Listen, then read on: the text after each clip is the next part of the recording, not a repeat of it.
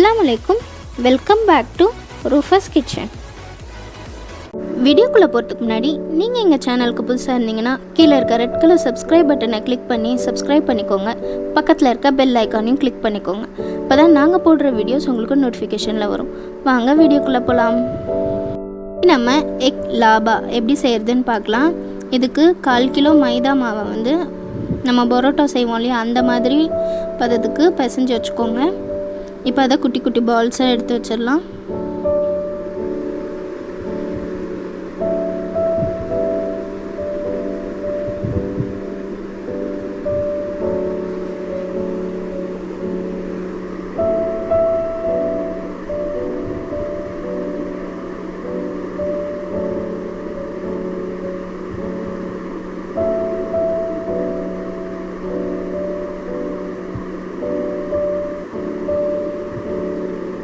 இல்லை கொஞ்சம் oil apply பண்ணி வச்சிடலாம் ஓரமாக.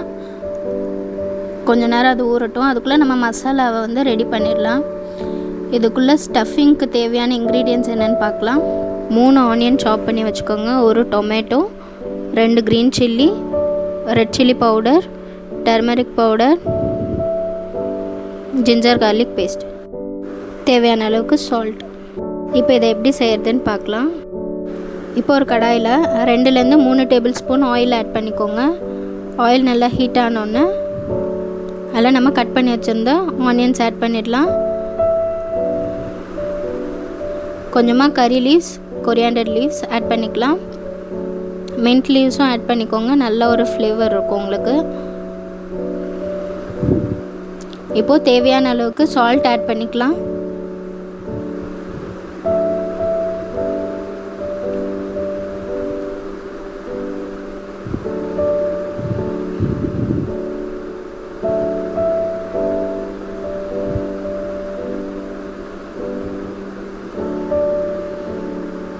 இப்போது 3 டீஸ்பூன் அளவுக்கு ஜிஞ்சர் கார்லிக் பேஸ்ட் ஆட் பண்ணிக்கலாம்.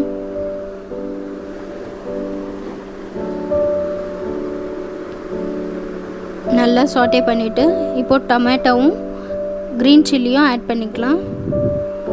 ஆட் பண்ணி நல்லா சாட்டே பண்ணிக்கோங்க. ஒரு 1.5 டீஸ்பூன் அளவுக்கு ரெட் சில்லி பவுடர் ஆட் பண்ணிடலாம். ஆட் பண்ணிவிட்டு நல்லா மிக்ஸ் பண்ணி விட்டுடலாம்.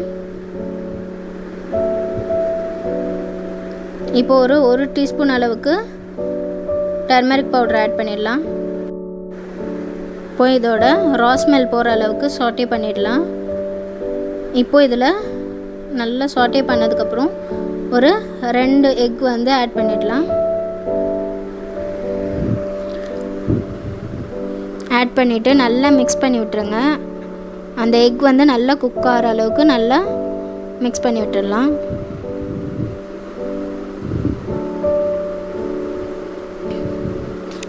இப்போது இந்த ஸ்டஃபிங் வந்து ரெடி ஆகிடுச்சு. இப்போ நம்ம குட்டி குட்டி பால்ஸாக வந்து போட்டு வச்சுருந்தோம் இல்லையா, இதை வந்து தேய்ச்சிடலாம். நல்லா தேய்ச்சிட்டு நம்ம பரோட்டாக்கெலாம் வந்து எப்படி ஒரு மாதிரி வீசி வீசி இது பண்ணுவோம் இல்லையா, அந்த மாதிரி இதை ரெடி பண்ணணும். ஏன்னா அப்போ தான் நல்ல மெல்லிஸாக கிடைக்கும் உங்களுக்கு. அப்போ நம்ம அது மேலே எக்கை வந்து ஊற்றிட்டு ஸ்டஃபிங்ஸ்லாம் வச்சு ரெடி பண்ணும் போது உங்களுக்கு நல்ல ஒரு கிறிஸ்பியாக நல்லாயிருக்கும் அது சாப்பிடும் போது. ஸோ இந்த மாதிரி வீசி விட்டு இது பண்ணிக்கலாம். இப்போ ஒரு சைடில் ஒரு 5 எக்கை வந்து நல்லா பீட் பண்ணி வச்சுக்கலாம்.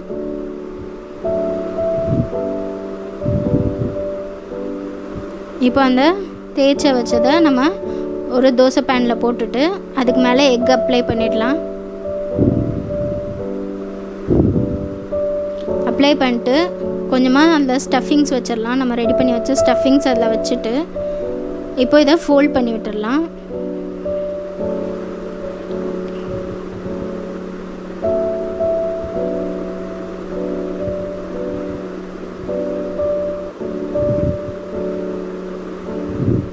இந்த மாதிரி நீங்கள் நல்லா ப்ரெஸ் பண்ணி விடும்போது அது நல்லா லாக் ஆகிடும்.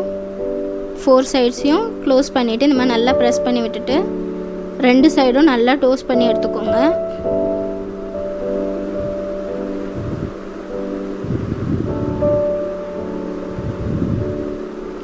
ஸோ இந்த மாதிரி தான் பாருங்கள் இவ்வளோ அழகாக ரெடி ஆகிடுச்சின்னு. இப்போ நெக்ஸ்ட்டு வந்து இன்னொன்று தேய்ச்சிடலாம்.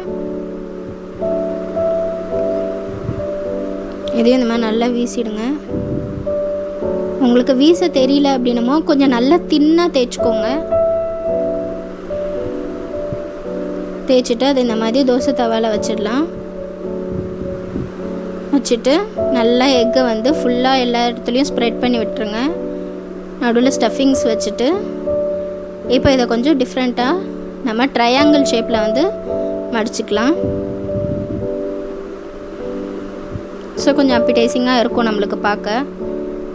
இப்போ இதையும் 2 சைடும் டோஸ்ட் பண்ணி எடுத்துடலாம்.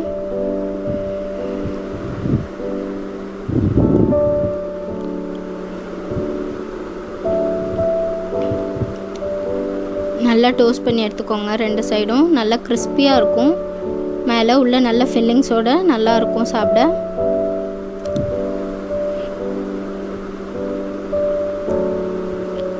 ஸோ ஃப்ரெண்ட்ஸ், இந்த ரெசிபி வந்து வீட்டில் ட்ரை பண்ணி பாருங்கள். இது காலையில் டிஃபனுக்காக இருக்கட்டும், நைட் வந்து டின்னருக்கும் இது வந்து ரொம்ப ஆப்டபிளாக இருக்கும்.